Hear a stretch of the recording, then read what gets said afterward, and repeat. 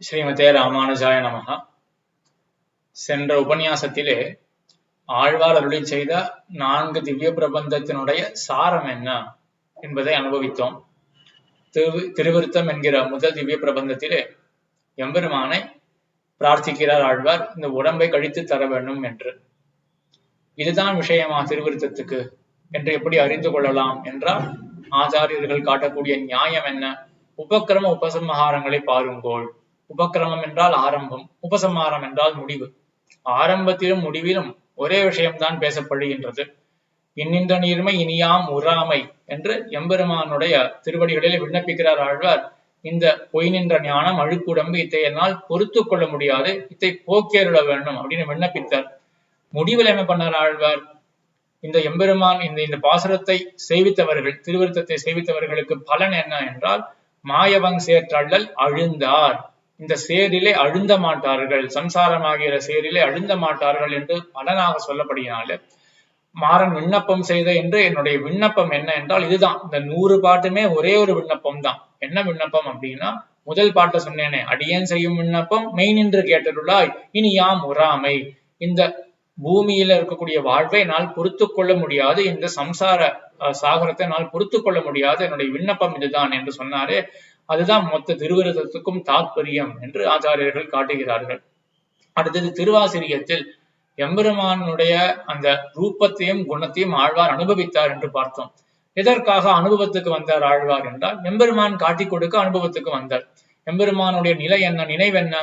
எப்படி பீஷ்மரை கொண்டு சஹஸ்ரநாமத்தை பாடுவித்தானோ அதுபோல ஆழ்வாரை கொண்டு திருவாய்மொழி முதலான திவ்ய பிரபந்தங்களை எம்பெருமான் பாடிருக்க வேண்டும், சம்சாரமானது திருந்த வேண்டும் என்று. ஆனா ஆழ்வாருக்கு இங்க இருப்பே பொறுக்கல, அது இருப்பு கொள்ளல ஆழ்வாருக்கு. அப்ப என்ன பண்றது? ஆழ்வார் எப்படியாவது தரிப்பித்து இங்க வைத்து பாட வைக்க வேண்டும் என்று எம்பெருமான் பார்த்து அதனுடைய ரூபத்தையும் குணத்தையும் அனுபவிப்பித்தான் ஆழ்வாரை என்று 7 பாட்டாலே திருவாசிரியத்தில் எம்பெருமானுடைய ரூபத்தையும் குணத்தையும் ஆழ்வார் அனுபவித்தார் என்பதை பார்த்தோம். அதற்கு பிறகு பெரிய திருவந்தாதியில் அந்த ரூபத்தினுடைய குணத்தினுடைய அனுபவம், அதனால் ஆழ்வாருக்கு எம்பெருமானிடத்தில் இருக்கக்கூடிய அந்த ஆசையானது மேலும் மேலும் வளருகின்றது, மேலும் மேலும் கிளர்ந்து எழுகின்றது என்பதை 87 பாசுரத்தினாலே ஆழ்வார் அருளி செய்தார். இதுவும் உபக்கிரம உபசம்ஹாரத்தை வைத்துக் கொண்டே ஆச்சாரியர்கள் காட்டுகிறார்கள். உபக்கிரமத்திலே தொடக்கத்திலே முயற்றி சுமந்து எழுந்து என்று முயற்சி, உற்சாகம், அந்த உற்சாகத்துடன் இருக்கக்கூடிய நெஞ்சை பற்றி பேசினார். எம்பெருமானை அனுபவிக்க வேண்டும் என்ற உற்சாகம், அந்த உற்சாகம் இருக்கே அது மாறாமல் கடைசி பாட்டுல மொய் கடலே ஏத்த முயல் என்று அந்த முயற்சியிலே அந்த உற்சாகத்துலதான் முடிக்கிறார் ஆழ்வார். ஆக விஷயத்தை அனுபவிச்சாச்சுன்னா உற்சாகம் குறைஞ்சிடும் இல்லையா? ஆரம்பத்துல இருக்கக்கூடிய உற்சாகமே தான் கடைசி வரைக்கும் அப்படின்னா மேலும் மேலும் அந்த ஆசையானது கிளறுகின்றது என்பதை நாம் அறிந்து கொள்ளலாம் பெரிய திருவந்தாதியில். அதற்கு பிறகு திருவாய்மொழியில் இந்த ஆசையானது பரமபக்தி என்ற நிலையை அடைந்து அதற்கு பிறகு ஆழ்வார் கைங்கரியத்தை பெற்றார் என்று இது இந்த 4 திவ்ய பிரபந்தத்தினுடைய சாரமான பிரமேயம் என்று நம்பிள்ளை காட்டுகிறார். இந்த 4 நிலையானது ஸ்ரீராமாயணத்திலே பரதாழ்வானிடத்தில் இருக்கக்கூடிய நிலைகள் என்பதையும் நம்பிள்ளை காட்டுகிறார். எப்படி பரதாழ்வான் சத்ருக்னனுடன் தன்னுடைய தாய்மாமனுடைய அகத்துக்கு சென்றிருந்தான். அப்பொழுதுதான் தசரதனானவன் மரித்தான் என்ற சரித்திரத்தை நாம் எல்லாம் அறிவோம். பரதனானவன் செய்தி அனுப்பப்பட்ட பிறகு மறுபடியும் அயோத்தியைக்கு வந்தான். வந்த பிறகு தன்னுடைய மாதாவான கைகேயினுடைய அந்தப்புறத்துக்கு சென்றான். அங்க சென்று அவன் அறிந்து கொண்டான், தன்னுடைய பிதாவானவர் மரித்தார், தசரதன் மரித்தான் என்றதை அறிந்து கொண்டான். அப்பொழுது அவன் அழத் தொடங்கினான். இந்த தரையிலே தரை கிடந்தான் இந்த பரதாழ்வான் ஆனவன். அப்பொழுது கைகேயியானவள் அந்த பரதனை பார்த்து சொல்லுகின்றாள், மாதா மாதங்க சங்காசம் சந்திரார்க்க சதிருஷம் புவஹா உத்தாபயித்வா சோகார்த்தம் வச்சனம் ச இதம் அப்ரவீத். மாதா மாதங்க சங்காசம் சந்திரார்க்க சதிருஷம், சந்திரனையும் சூரியனையும் ஒத்த ஒளியை கொண்டவன். மாதங்க சங்காசம், மாதங்கம் என்றால் யானை, யானையை போல பெருத்த மேனியை உடையவன் அந்த பரதனை புவஹா உத்தாபயித்வா, இந்த பூமியிலே தரை கிடந்தவன், அவனை எழுப்பி உத்தாபயித்வா சோகார்த்தம் வச்சனம் ச இதம் அப்ரவீத். சோகார்த்தம், சோகத்தினாலே துடித்திருக்கின்ற பரதனை எழுப்பிவிட்டு இந்த வச்சனத்தை சொன்னாள். என்ன வச்சனத்தை சொன்னாள் அந்த கைகேயி? உத்திஷ்டோத்திஷ்ட கிம்சேஷே ராஜன் புத்திர மகாயசா त्वद्विधानहि शोचन्ति सन्तः सदसि सप्तमाः உத்திஷ்ட உத்திஷ்ட எழுந்திரு பரதனே உத்திஷ்ட உத்திஷ்ட கிம் சேஷே எதற்காக நீ இந்த மாதிரி தரை கிடக்கிறாய் எதற்காக கிடக்கிறாய் இந்த தரையிலே கிம் சேஷே ராஜன் ராஜாவே எழுந்திரு என்று அந்த கைகேயியானவள் சொன்னாள் त्वद्विधानहि शोचन्ति உன்னை போன்ற உயர்ந்தவர்கள் ந சோச்சந்தி அவர்களுக்கெல்லாம் சோகமே வராது அப்படியான இந்த லோகத்துல சோகமே யாருக்கும் வராதான அப்படின்னா உடனே அவன் சொல்றான் நஹி சோச்சந்தி சந்த சதசி சப்தமாக சந்தகா சதசி சப்தமாக நல்ல சத்துக்களானவர்கள் அவர்களுக்கும் சோகம்லாம் வரும் அது ரகசியமா வருத்தப்பட்டுப்பார்கள் இந்த மாதிரி 10 பேர் பார்க்கிற ஒரு சதசுல இந்த மாதிரி வருத்தப்பட்டு அழமாட்டார்கள் நீ எழுந்திரு அப்படின்னு சொன்னா அந்த கைகேயி ஆறுதல் கூற மாதிரி சொன்னான் ஆனா என்ன பண்ணிட்டானா நடுவுல கிம் சேஷே ராஜன்னு அப்படின்னா ராஜாவே எழுந்திரு அப்படின்னு சொன்ன உடனே பரதனுக்கு ஒரே வருத்தம் ஏற்கனவே அவன் எப்படி இருந்திருக்கான் சோகார்த்தம் உத்தாபயித்வா சோகத்தாலே துடித்திருக்கின்ற அந்த பரதனை இவள் எழுப்பினான் அப்படின்னு ஸ்லோகம் இருக்கு என்ன சோகம் அவனுக்கு அப்பா தசரதன் மரித்தானே அப்படின்ற சோகம் ஆனா இப்போ என்ன ஆயிடுச்சுன்னா இன்னும் அதிகமான ஒரு துடிப்பு ராஜா அப்படின்ற ஒரு வார்த்தையை கேட்ட பிறகு பரதன் தன்னை எப்படி நினைச்சுட்டு இருக்கான் எப்படி ஐடென்டிஃபை பண்ணிட்டு இருக்கான் தன்னுடைய அடிப்படை தன்மை என்ன அப்படின்னா ராமனுக்கு நான் தாசன் எப்படி நினைச்சுட்டு இருக்கிற அந்த பரதனை பார்த்து ராஜாவே எழுந்துரு அப்படின்னு சொன்னா அவனால தாங்க முடியல துடிக்கிறான் பரதன் வருத்தத்துல துடிக்கிறான் எப்படி இந்த வருத்தம் ராஜான்னு சொன்னா சந்தோஷமானதான் இருக்கணும் என்றால் ஒரு சேஷபூதனை பார்த்து ராஜா அப்படின்னு சொன்னா அவனால தாங்கிக்க முடியாது ஒரு லௌகிக உதாரணம் பார்ப்போம் ஒரு சிஷ்யர் நல்ல சசிஷ்யர் அவர் குரு இடத்துல நிறைய காலக்ஷேபம்லாம் கேட்டு நிறைய ஞானத்தெல்லாம் சம்பாதிச்சிருக்கார் அந்த குரு ஏதோ ஒரு காலேஜ்ல ப்ரொஃபஸரா இருக்கார் அப்படின்னு வச்சுக்கோமே இந்த சிஷ்யர் நல்ல கெட்டிக்காரர் அந்த காலேஜ்ல போய் சேர்ந்தார் முதல்ல லெக்சரரா இருந்தார் அப்புறம் அசோசியேட் ப்ரொஃபஸர் ஆனார்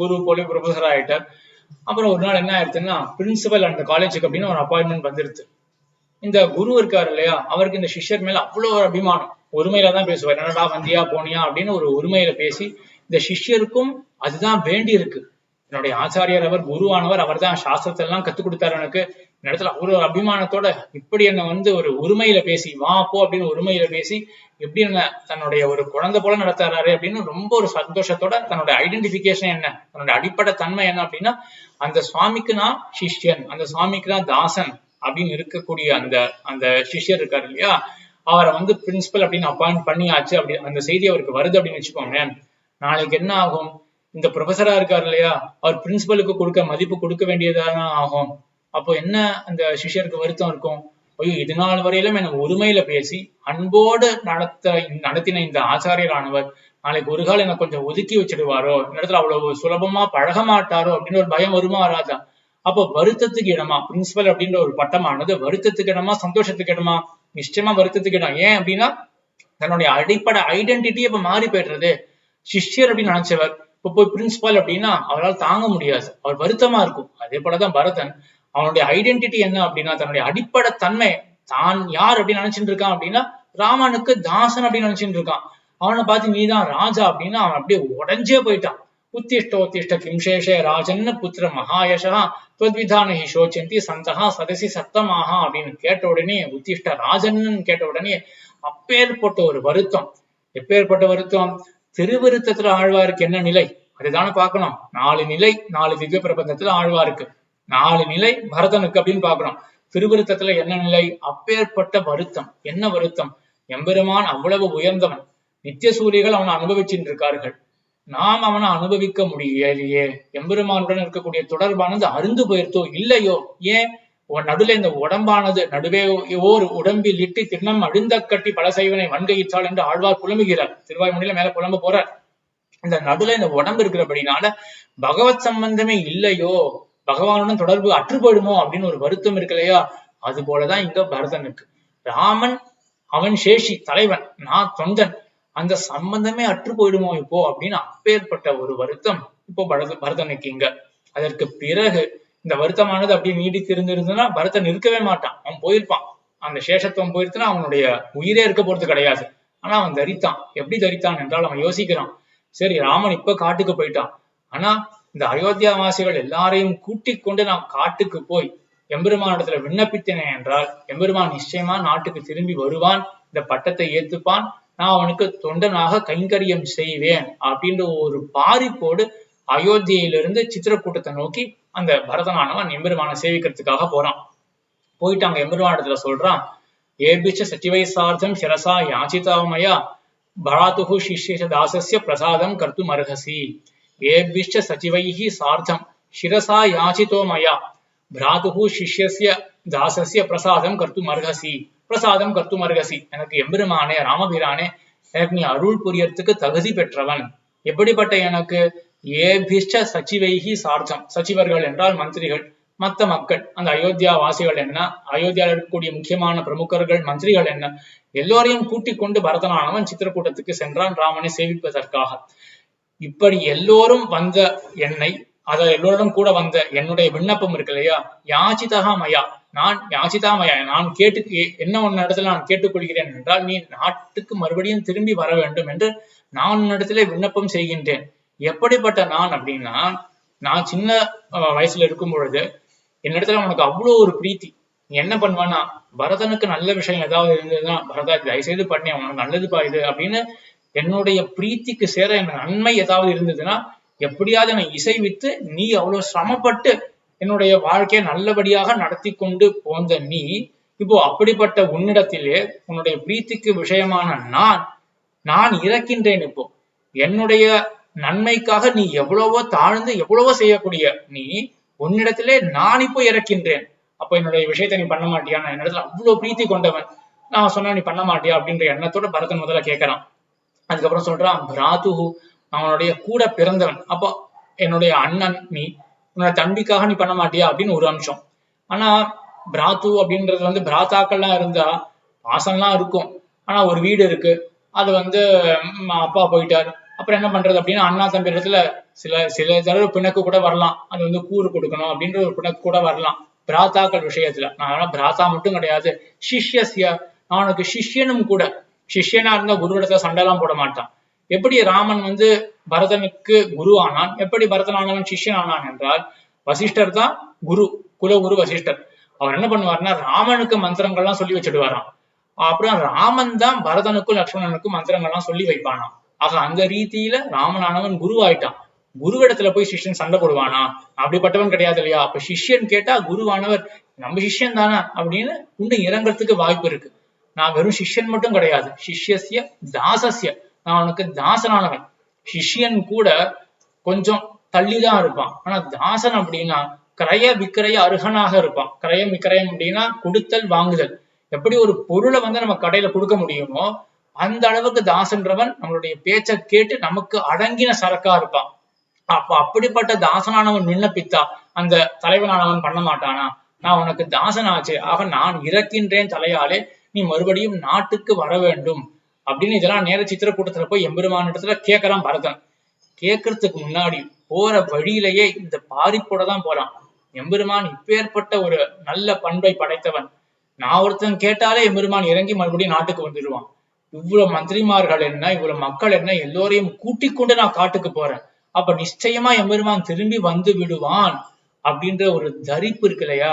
அந்த தரிப்பு தான் இந்த நடுவில் இருக்கக்கூடிய சமயத்துல பரதனுக்கு. ஆக இவர் ராஜன் அப்படின்னு சொன்ன உடனே அவ்வளவு ஒரு வருத்தம் பரதனுக்கு ஏற்பட்டது.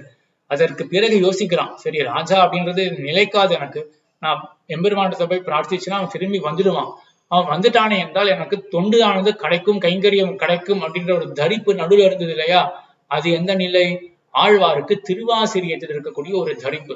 என்னாச்சு திருவாசிரியத்துல? திருவிருத்தத்துல ஒரே வருத்தம். அந்த வருத்தத்தோட ஆழ்வார் கொண்டு போயிருக்கணும் எம்பெருமான். ஆனா எம்பெருமானுக்கு என்ன வேணும்? இந்த லோகமானது திருத்தணும். ஆகையினால எம்பெருமான் என்ன பண்ணானா தன்னுடைய ரூபத்தையும் குணத்தையும் காட்டி கொடுக்க ஆழ்வாரானவர் அதை அனுபவித்து தரித்தார் அப்படின்ற நிலை இருக்கு இல்லையா?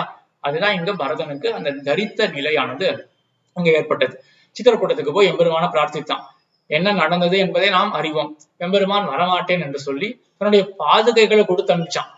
பாதுகையை கொடுத்து அனுப்பிச்சதுனால என்னாச்சுன்னா, ஆருரோக ரத்தம் கிருஷ்டகா சத்ருக்ன சமன்விதகா என்று ஒரே ஹர்ஷம். ஹர்ஷம்னா ஆனந்தம். என்ன ஆனந்தம் இங்க? என்ன ராஜா அப்படின்னு கைகேயி சொன்னா அவ்வளவு வருத்தம், எனக்கு சேஷத்துவம் போயிடுத்து அப்படின்னு வருத்தப்பட்டேன்.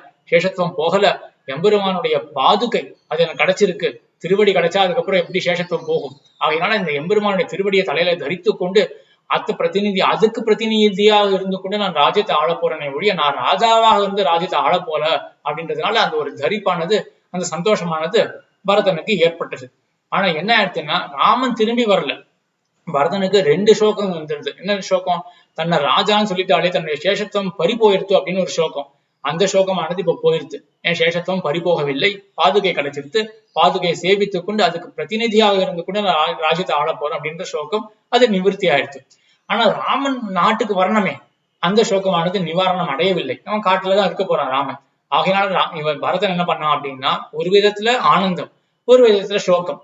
இந்த ஆனந்தம் சோகம் ரெண்டுத்துடன் கூடி என்ன பண்றான் அப்படின்னா, ச காமம் அனவாப்பியைவ ராமபாத உபஸ்பிருஷன் நந்தி கிராமிய அகரோத் ராஜ்யம் ராமாகமன காங்ஷயா என்று. ஆகாங்ஷயா எதிர்பார்ப்புடன், ஒரு பாரிப்புடன், ராமன் எப்போ ஆகமனம் மறுபடியும் திருப்பி எப்போ வர போறான் என்று அந்த பாரிப்புடன் நந்தி கிராமே அகரோத் ராஜ்யம், நந்தி கிராமம் என்ற அந்த அயோத்தியா மாநகரத்தில் தொலைவில் இருக்கக்கூடிய கிராமத்திலே, நந்தி கிராமத்திலே அங்க இருந்து கொண்டு பாதுகைக்கு பிரதிநிதியாக இருந்து கொண்டு ராமனுடைய வரவை எதிர்பார்த்து கொண்டிருந்தான். மேலும் மேலும் ஆசையை வளர்த்து கொண்டிருந்தான். 14 வருஷம் இதோ முடிய போறது, ராமன் வந்துட போறான், அவனுக்கு தொண்டு செய்ய போறான் அப்படின்னு ஆசையை வளர்த்து கொண்டிருந்தான் இல்லையா? என்ன நிலை இது? பெரிய திருவந்தாதியில் ஆழ்வாருக்கு என்ன நிலை? அந்த எம்பெருமானம் மேலும் மேலும் அனுபவிக்கணும் அப்படின்ற அபினிவேஷம், ஆசையானது மேலும் மேலும் வளர்ந்தது அல்லவா? அந்த நிலைதான் இங்க பரதனுக்கு. அதற்கு பிறகு ராமனானவன் காட்டிலிருந்து நாட்டுக்கு வந்த பிறகு எம்பெருமானுக்கு எல்லா வித கைங்கரியங்களையும் பரதன் பண்ணான் அப்படின்ற 4வது நிலை இருக்கு இல்லையா? இது திருவாய்மொழியினுடைய நிலை. ஆழ்வாருக்கு திருவாய்மொழியில என்ன ஆயிடுத்து? அந்த அபினிவேசமானது பரமபக்தி அளவுக்கும் வளர்ந்து அதற்கு பிறகு அவாவற்று வீடு பெற்ற என்று நித்திய கைங்கரியத்தை பிராபித்தார் இல்லையா ஆழ்வார்? அந்த நிலையானது கடைசி நிலை பரதனுக்கு என்று. இப்படி பரதனுக்கு 4 நிலைகள், அது ஆழ்வாருடைய 4 திவ்ய பிரபந்தத்திலே தெரிகின்றது என்று நம்பிள்ளையானவர் காட்டுகின்றார். ஆக இப்படியாக நம்பிள்ளை, அதாவது பரதனுக்கும் ஆழ்வாருக்கும் இருக்கக்கூடிய சாமியத்தையும் அனுபவித்தோம். திருவாய்மொழியினுடைய சாரம் என்ன, அதாவது 4 திவ்ய பிரபந்தத்தினுடைய சாரம் என்ன என்பதையும் அனுபவித்தோம் என்று சொல்லி அமைகிறேன். ஆழ்வார் திருவடிகளே சரணம், எம்பெருமானார் திருவடிகளே சரணம், ஜீயர் திருவடிகளே சரணம்.